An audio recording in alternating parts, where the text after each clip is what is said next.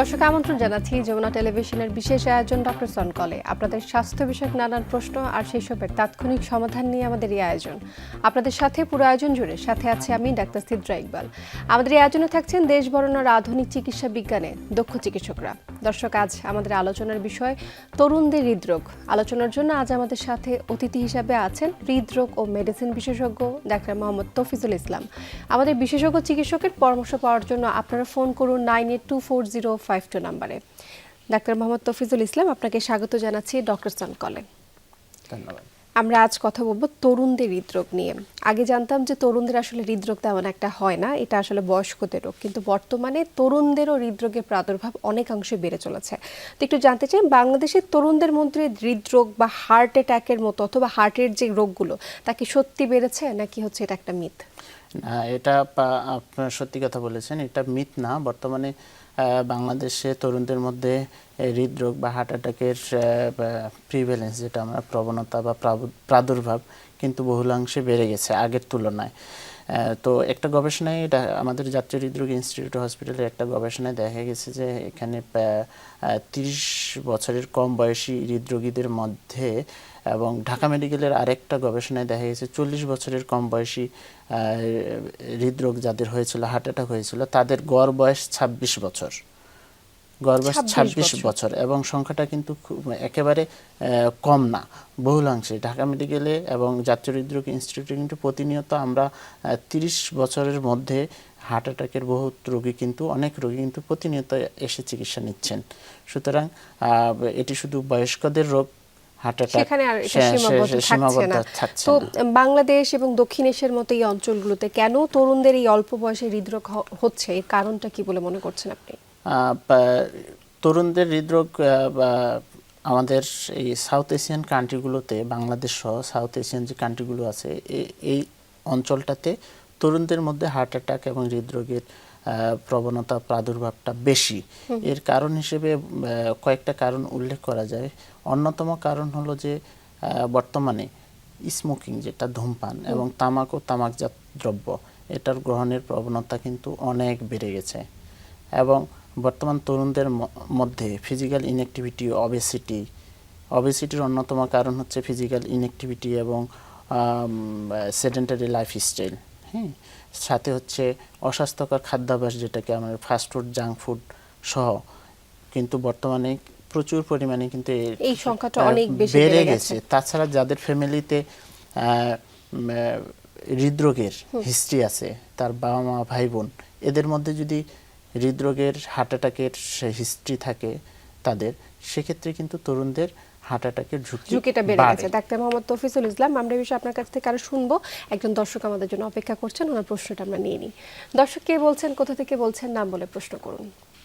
জি, আমি চিটাগং থেকে বলতেছি, মনসুর। জি মনসুর, শুনতে পাচ্ছি, আপনার প্রশ্নটি করুন। জি, আমার বয়স হচ্ছে যে 58। জি, তারপর আমি 22 বছর ধরে ডায়াবেটিস রোগে ভুগতেছি, প্লাস হাইপারটেনশনও আছে। এই সব কিছুর জন্য আমি ইনসুলিন প্লাস হাইপারটেনশনের, প্রেসারের ওষুধ তো খাই থাকি। কোলেস্ট্রলও স্টেবলের মধ্যে আছে মোটামুটি। তো কালকে রাত্রে আমার সাডেনলি হঠাৎ করে বুকে একটা ব্যথা হয়েছিল। তো ব্যথা হওয়ার প্রেক্ষিতে আমি ইমিডিয়েটলি একজন এন্ডোক্রাইনোলজিস্টের শরণাপন্ন হয়ে পরবর্তীতে আমি ইমার্জেন্সিতে অ্যাডমিট হলাম। অ্যাডমিট হওয়ার পরে আমাকে ইসিজি করানোর পরে ওইটা নর্মাল আসছে। এর পরবর্তীতে আরেকটা টেস্ট দিয়েছে, ট্রোপোনিন। জি, ট্রোপোনিন এক্সাম দিয়ে ডায়াগনোসিসের। বর্তমানে আপনার কি সমস্যা হচ্ছে? এখন আমি ওইটাও আমার রেঞ্জের মধ্যে, ওইটা মনে হয় স্যার ভালো করে জানবে, 3 রেঞ্জের মধ্যে 300। আপনার কোনো প্রশ্ন থাকলে আপনি প্রশ্ন করতে পারেন। এখন আমার আছে যে 0.100 ml। এখন আমার এই যে ডিজিজেস গুলো আমার ইন্টারনালি, যেগুলো ডায়াবেটিস, হাইপারটেনশন প্লাস কোলেস্ট্রল, এরপরে ইউরিনারির একটু প্রবলেম আছে, প্রস্টেটের, সবগুলো মিলে সারাউন্ডিং আমার এই 50 ইয়ার্স বয়সে ইন ফিউচার আমার এই যে হৃদরোগের বা কার্ডিওলজির এগুলো কোনো একটা সাসপেক্টের মধ্যে আছে কিনা। এই যে এখানে রেজাল্ট যেটা বলছেন ট্রোপোনিন, আমরা বুঝতে পেরেছি মনসুর, আমরা বুঝতে পেরেছি আপনার প্রশ্নটি। উত্তরের জন্য আপনি আমাদের সাথেই থাকুন। উনি যেটা বুঝাতে চেয়েছেন আপনি বুঝতে পেরেছেন নিশ্চয়ই, ট্রপনিন আই ওনাকে হচ্ছে করতে দেওয়া হয়েছে, তাহলে বর্তমানে কোনো ঝুঁকির কারণ আছে কিনা? আমরা যদি হার্ট অ্যাটাকের ঝুঁকি হিসেবে অন্যতম 4টা ঝুঁকির কথা বলি, ওয়ার্ল্ড ওয়াইড এটা গবেষণা ভিত্তিক, আমেরিকান হার্ট অ্যাসোসিয়েশন এবং ইউরোপিয়ান সোসাইটি অফ কার্ডিওলজি, এই দুটো অ্যাসোসিয়েশন এবং বাংলাদেশের গবেষণা, এটা ওয়ার্ল্ড ওয়াইড রিকগনাইজ 4টা গুরুত্বপূর্ণ কারণ হলো: 1 নম্বরে হাইপারটেনশন, 2 নম্বরে ডায়াবেটিস, 3 নম্বরে স্মোকিং, 4 নম্বরে রক্তে উচ্চমাত্রার কোলেস্টেরল। এই 4টা কারণ রোগ যাদের মধ্যে আছে তারা কিন্তু হার্ট অ্যাটাকের সর্বোচ্চ ঝুঁকিতে আছে।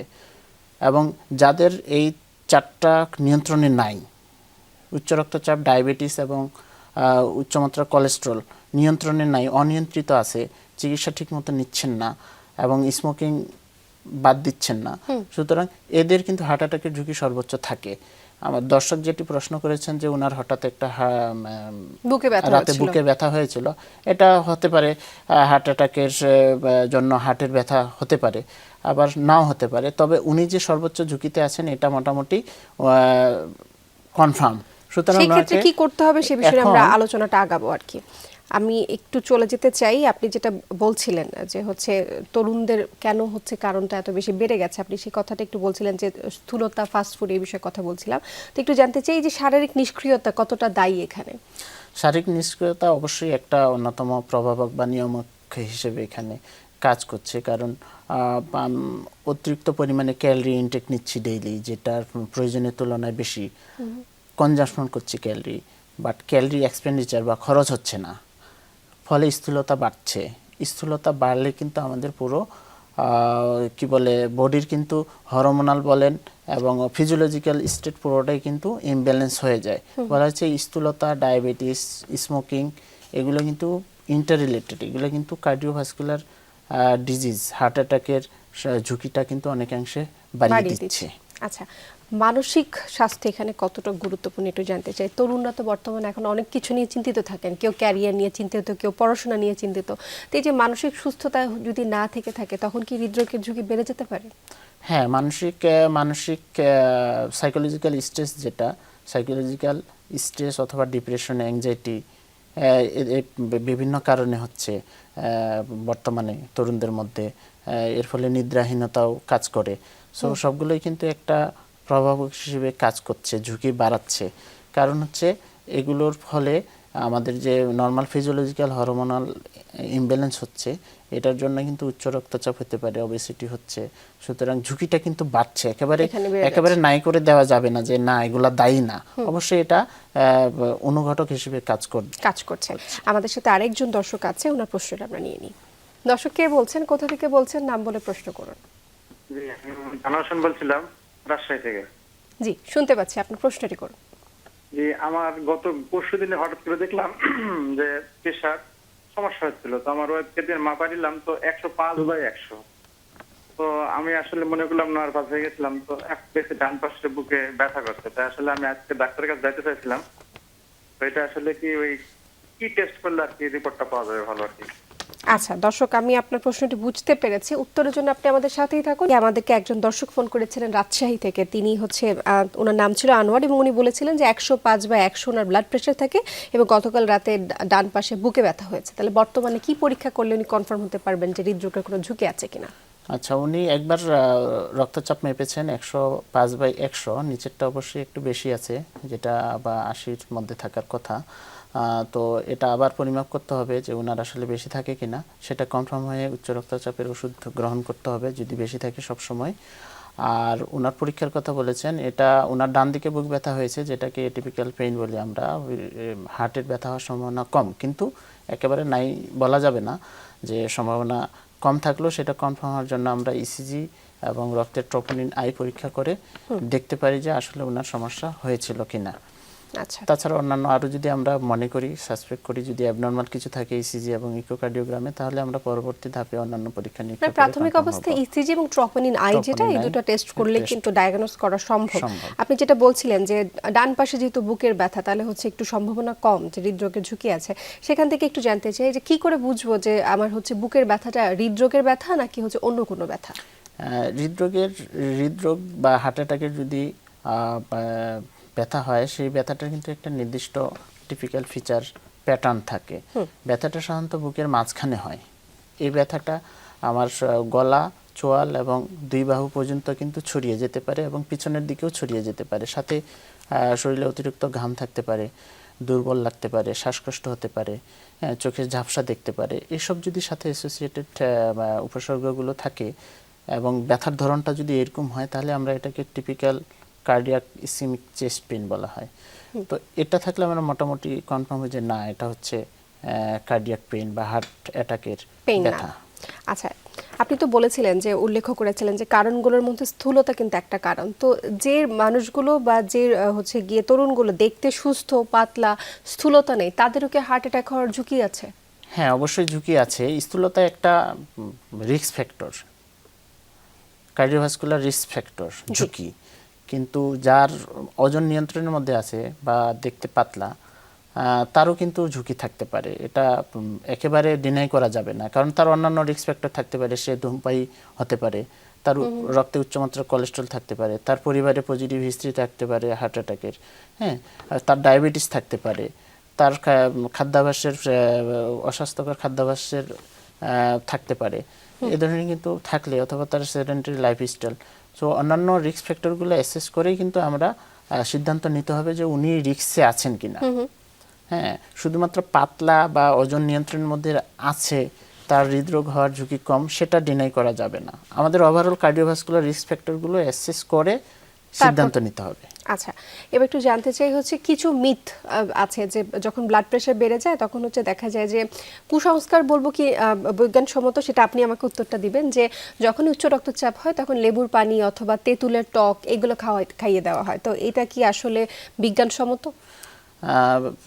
লেবুর রস বা টক খেয়ে রক্তচাপ কমে যাবে এরকম কিন্তু ওয়ার্ল্ড ওয়াইড কোনো বৈজ্ঞানিক ভিত্তি নাই, এবং এটা টক জিনিস, টক খাবার রক্তচাপ কমিয়ে দেবে এরকম কোনো এখন পর্যন্ত কোনো প্রমাণ পাওয়া যায়নি। এটা বলা চলে কুসংস্কার বলা চলে। আর এবং এটার ফলে কিন্তু কালক্ষেপণ হয়, মানুষ মিসগাইড হয়, যে ভুল ধারণা যে কমে গেছে আমার, আসলে কিন্তু কমে নেই। কারণ উচ্চ রক্তচাপের তো ম্যাক্সিমাম মানুষের উচ্চ রক্তচাপের উপসর্গই প্রকাশ পায় না।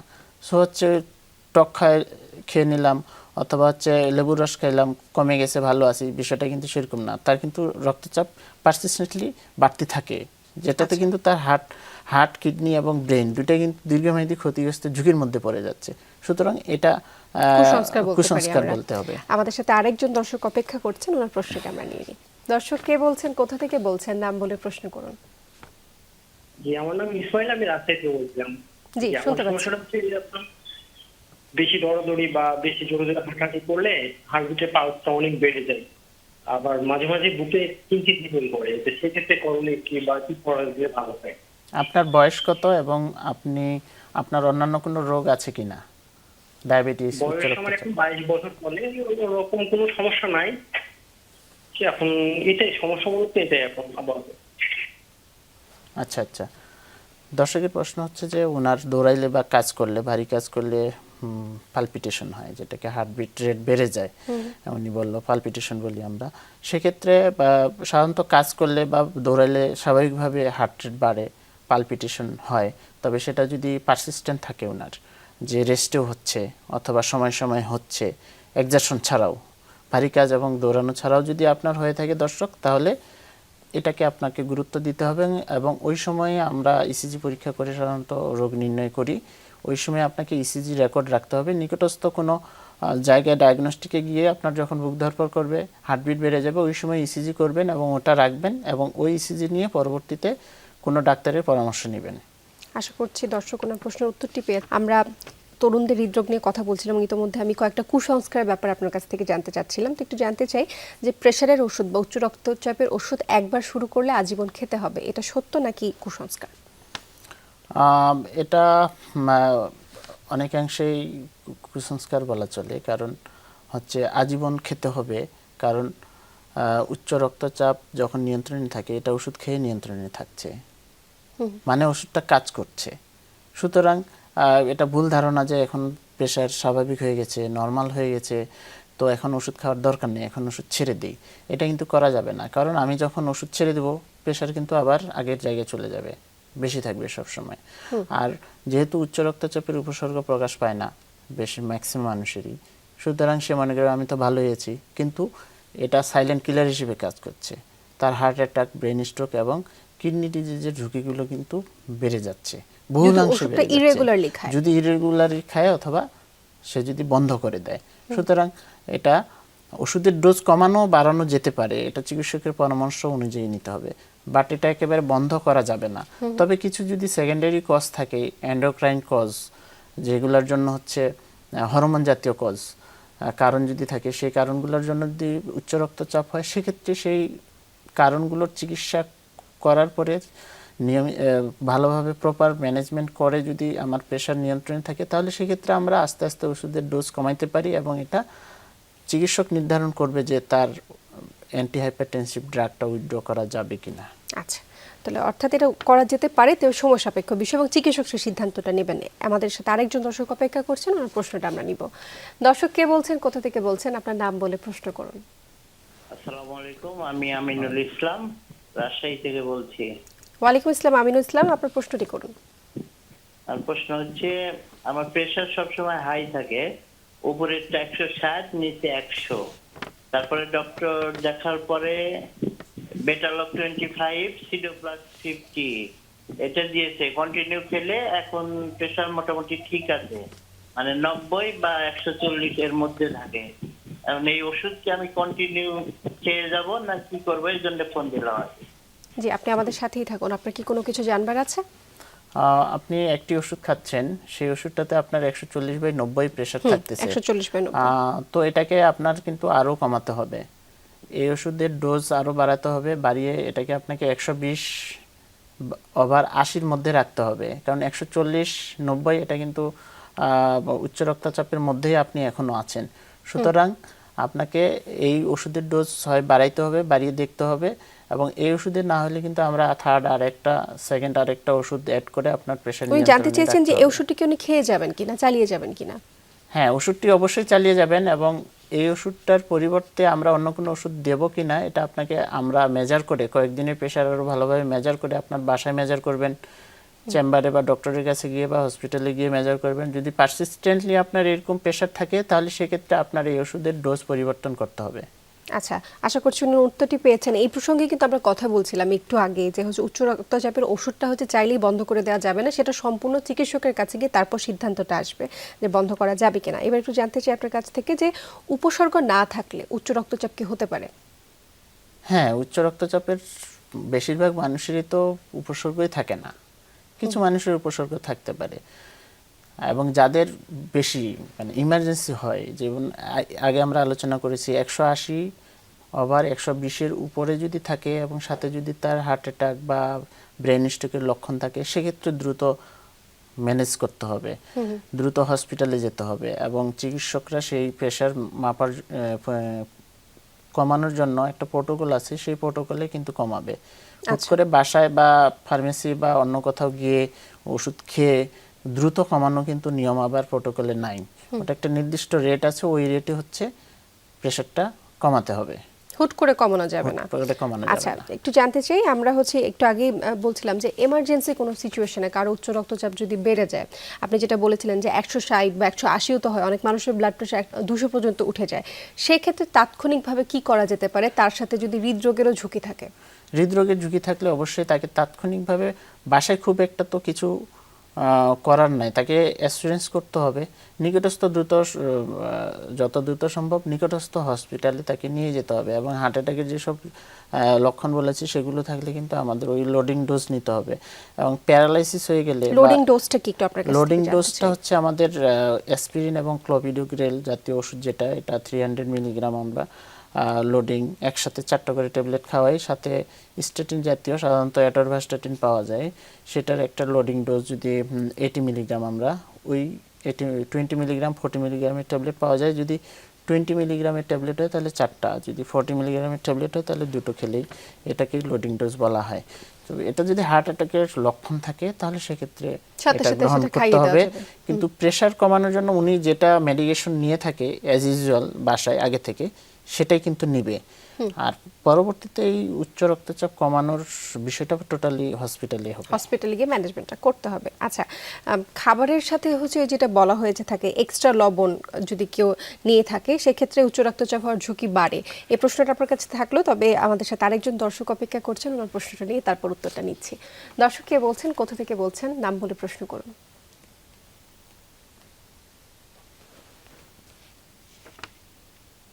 দর্শক কে বলছেন, কোথা থেকে বলছেন, নাম বলে প্রশ্ন করুন। ওনার সংযোগটি সম্ভবত বিচ্ছিন্ন হয়েছে। আমরা একটু আমাদের আলোচনায় ফিরে আসতে চাই। যেটা বলেছিলাম যে অতিরিক্ত লবণ খাওয়া অথবা হচ্ছে কি তরকারির সাথে যদি হচ্ছে কাঁচা লবণ দেওয়া হয় সেক্ষেত্রে কি উচ্চ রক্তচাপের ঝুঁকিটা বেড়ে যায়?